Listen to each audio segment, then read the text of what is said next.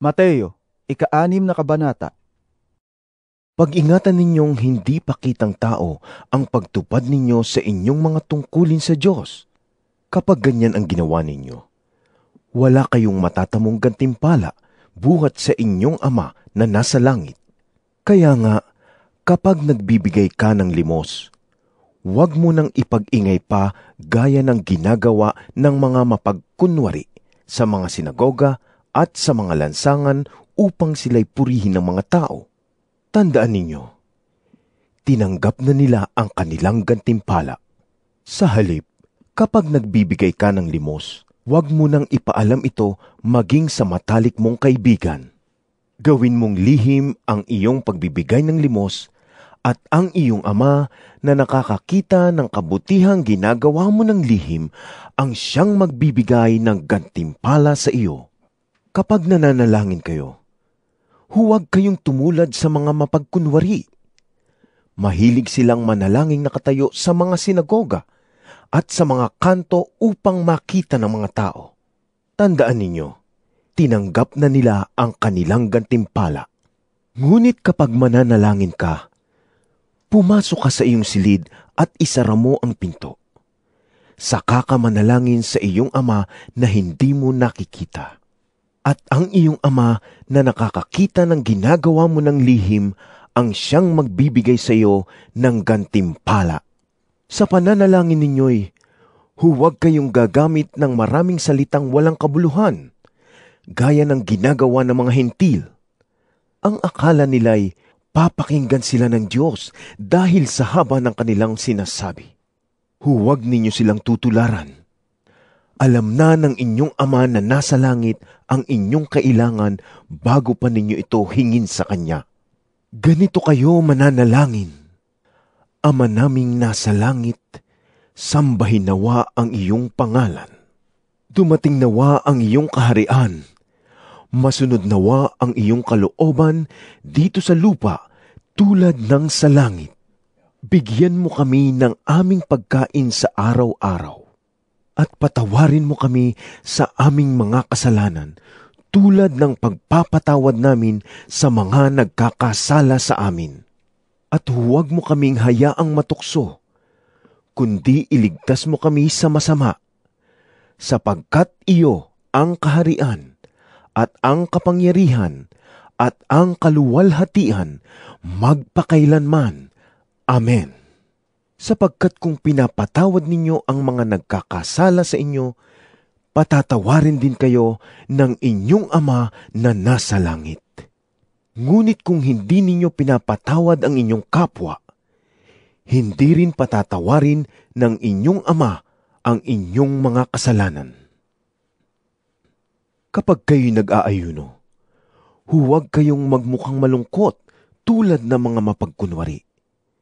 Hindi sila nag-aayos ng sarili upang mapansin ng mga tao na sila'y nag-aayuno. Tandaan ninyo, tinanggap na nila ang kanilang gantimpala. Sa halip, kapag nag-aayuno ka, maghilamos ka. Lagyan mo ng langis at ayusin mo ang iyong buhok upang huwag mapansin ng mga tao na ikaw ay nag-aayuno. Ang iyong Ama na hindi mo nakikita ang tanging makakaalam nito. Siya na nakakakita ng ginagawa mo ng lihim, ang siyang magbibigay ng gantimpala sa iyo. Huwag kayong mag-impok ng mga kayamanan dito sa lupa.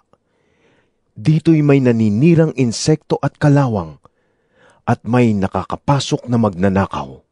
Sa halip, mag-impok kayo ng kayamanan sa langit. Dooy walang naninirang insekto at kalawang, at walang nakakapasok na magnanakaw.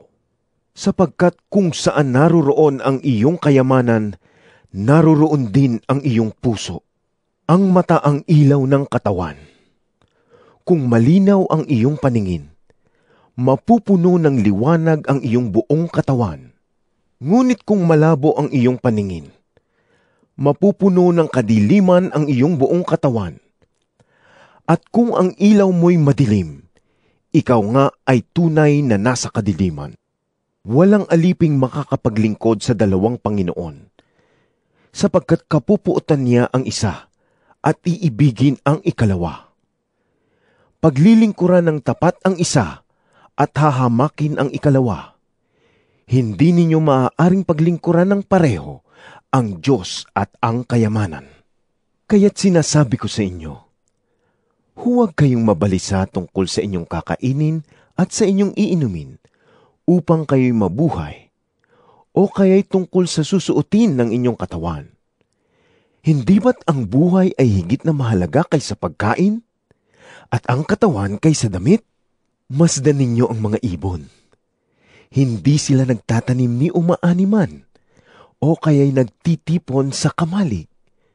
Ngunit pinapakain sila ng inyong Ama na nasa langit. Hindi ba't higit kayong mahalaga kaysa mga ibon? Sino sa inyo ang makakapagpahaba ng kanyang buhay ng kahit isang oras sa pamamagitan ng kanyang pagkabalisa? At bakit kayo nababalisa tungkol sa pananamit? Isipin ninyo kung paano tumutubo ang mga bulaklak sa parang. Hindi sila nagtatrabaho ni gumagawa ng damit. Ngunit sinasabi ko sa inyo, kahit si Solomon sa kanyang karangyaan ay hindi nakapagdamit ng singganda ng isa sa mga bulaklak na ito. Kung dinadamitan ng Diyos ang damo sa parang na buhay ngayon at kinabukasan ay iginagatong sa kalan, kayo pa kaya? Kay liit ng inyong pananampalataya sa Kanya. Kaya't huwag kayong mag-alala na baka kayo kapusin sa pagkain, inumin o damit. Hindi ba't ang mga hintil ang nababahala tungkol sa mga bagay na ito? Alam na ng inyong Ama na nasa langit na kailangan ninyo ang lahat ng ito. Ngunit higit sa lahat ay bigyang halaga ninyo ang kaharian ng Diyos at ang pamumuhay ng ayon sa Kanyang kalooban, at ibibigay niya sa inyo ang lahat ng mga bagay na ito.